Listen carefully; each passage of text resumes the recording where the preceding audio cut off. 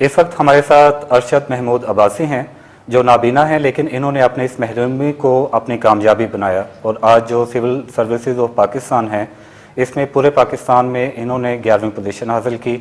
ان سے پوچھتے ہیں کہ انہوں نے اپنی اس کمزوری کو کیسے ہمت بنایا اور یہ کامیابی کیسے حاصل کی۔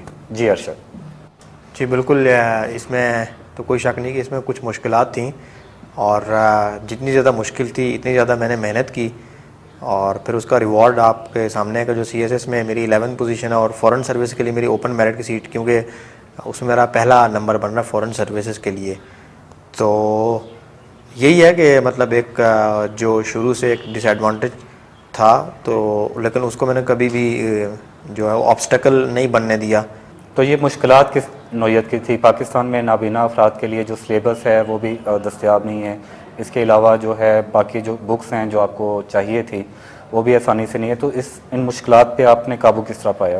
ہاں جی، اس میں یہ ہے کہ ایک تو ہمارا بریل سسٹم ہوتا ہے کہ جو آپ فنگر ٹپ سے پڑھتے ہیں، پیپرز پہ ڈاٹس جو وہ ابھرے ہوئے ہوتے ہیں، لیکن وہ تو سیکنڈری لیول تک ہی، اسکول تک ہوتی ہے وہ فیسلٹی اویلیبل۔ اس کے بعد یا تو ریکارڈنگ کریں آپ کیسٹس میں، سلیبس ریکارڈ کرواتے ہیں لوگ، کوئی آپ کے لیے پڑھ دے اس کو آپ سنیں، اور پھر ایک جو تیسری چیز ہے جو آج کل سب سے زیادہ، اور جو ہائر لیول کی سٹڈیز ہے ماسٹرز کی یا ایم فل کی، اور پھر یہ سی ایس ایس یا اور کوئی مقابلے کے امتحان، تو اس کے لیے کمپیوٹر سافٹ ویئرز ہیں۔ تو زیادہ تر تو میں نے اس کمپیوٹر کے ذریعے، کیونکہ سی ایس ایس کا سلیبس تو اویلیبل ہے نہیں جو ہمارا ایک اسپیسیفک بریل سسٹم ہے، تو وہ اس طرح ہوتا ہے کہ آپ کتاب یا انٹرنیٹ سے ڈاؤن لوڈ کریں یا پھر اسکین کر کے اس کو کمپیوٹر میں سیو کریں، تو وہ پھر آپ کو کمپیوٹر وہ ٹاکنگ سافٹ ویئر وہ آپ کو پڑھ کے سناتا ہے۔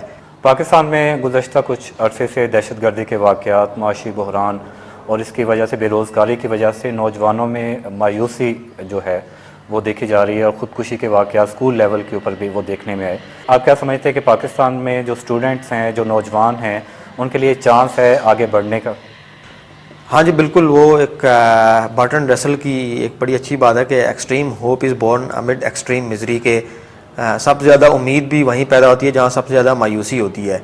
تو مایوسی تو ہے اور پرابلمز بھی بہت زیادہ ہیں، لیکن آپ کہہ سکتے ہیں کہ جو ہیومن ایفرٹ ہے اس سے بیونڈ کوئی چیز نہیں، ہر چیز، ہر مسئلہ حل ہو سکتا ہے۔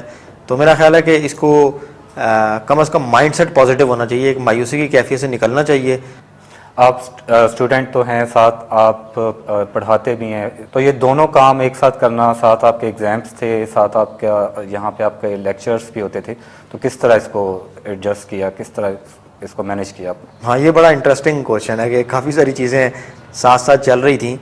تو یہ جس طرح ہم کہتے ہیں کہ آل راؤنڈر ایک آپ کو ہونا چاہیے کہ آپ پڑھنا بھی تھا، پڑھانا بھی تھا، اس ایگزام کی تیاری بھی کی، ساتھ ساتھ انٹرنیشنل کانفرنسز بھی میں اٹینڈ کرتا رہا، پیپرز جو پبلیکیشنز ہوتی ہیں ریسرچ جرنلز میں وہ بھی میں کرتا رہا۔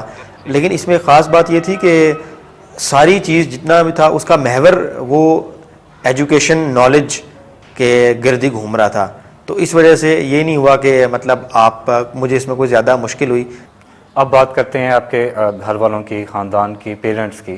اس مقام تک پہنچنے تک آپ کے پیرنٹس کا کتنا رول ہے اس میں اپیرنٹلی کوئی ہینڈی کیپ ہو تو پیرنٹس یا تو گیو اپ کر دیتے ہیں اور اس چائلڈ کو نگلیکٹ کر دیتے ہیں، یا پھر اس کو ایک لائبلٹی یا بوجھ سمجھتے ہیں، اور یا پھر یہ ہے کہ ان کو اویئرنیس نہیں ہوتی، ان کو پتہ ہی نہیں ہوتا کہ ایسے ٹریننگ انسٹیٹیوشنز یا ایجوکیشن کے جو انسٹیٹیوٹس ہیں وہ کہاں پہ ہیں۔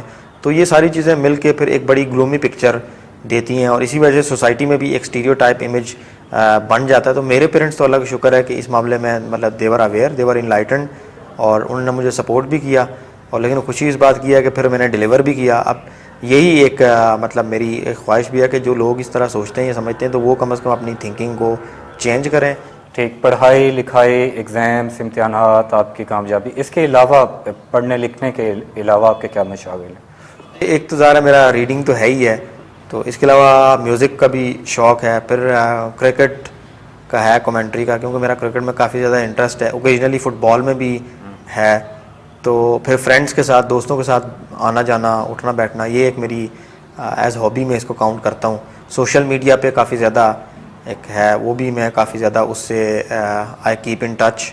موسیقی سے لگاؤ ہے، کچھ جو انسٹرومنٹس ہیں، کچھ ساز آپ جو ہے بجا بھی لیتے ہیں؟ جی بالکل، طبلہ جیسے میں نے سیکھا تھا، پھر گٹار میں نے سیکھا تھا۔ اب کیونکہ وہ ہوا یہ کہ اسکول کالج ڈیز میں تو مجھے شوق بھی تھا، پریکٹیکلی پلے کرنے کا انسٹرومنٹس، اور کیا بھی میں نے، سیکھا بھی. تو اس کے بعد پڑھائی کا اتنا زیادہ میں اس طرف چلا گیا کہ وہ پلے کرنے کا موقع پھر مجھے نہیں ملا. جیسے ابھی آپ ہیں فارن سروس میں ہیں، آپ سلیکٹ ہو گئے ہیں، کل کو آپ خدمات سر انجام دیں گے، تو بڑا ٹیلنٹ ہے پاکستان میں، تو حکومت کو کیا ایسے اقدامات کرنے چاہیے کہ وہ ٹیلنٹ ابھر کر سامنے آئے؟ سرکاری سطح پہ کافی زیادہ اس کے لیے آگاہی بھی ہونی چاہیے اور فیسلٹیز بنانی چاہیے. اور پھر جو فیسلٹیز بنی ہیں انفارچونیٹلی اسپیشل ایجوکیشن کے جو انسٹیٹیوشنز ہیں اس میں بہت زیادہ نگلیکٹڈ ہیں. جو اس طرح کے مطلب جو ڈسیبل چلڈرن ہیں ان کی ایجوکیشن پہ اس پہ زیادہ اسٹیٹ کو سپورٹ بھی کرنا چاہیے اور ساتھ ساتھ اس کی ایفیشنسی کو بھی انشور کرنا چاہیے. ادروائز ظاہر ہے جو چائلڈ پہلے سے ایک اپیرنٹلی ڈس ایڈوانٹیج میں، تو وہ فردر ڈس ایڈوانٹیج اس کو ہوگا. جی بہت شکریہ آپ کا. Thank you.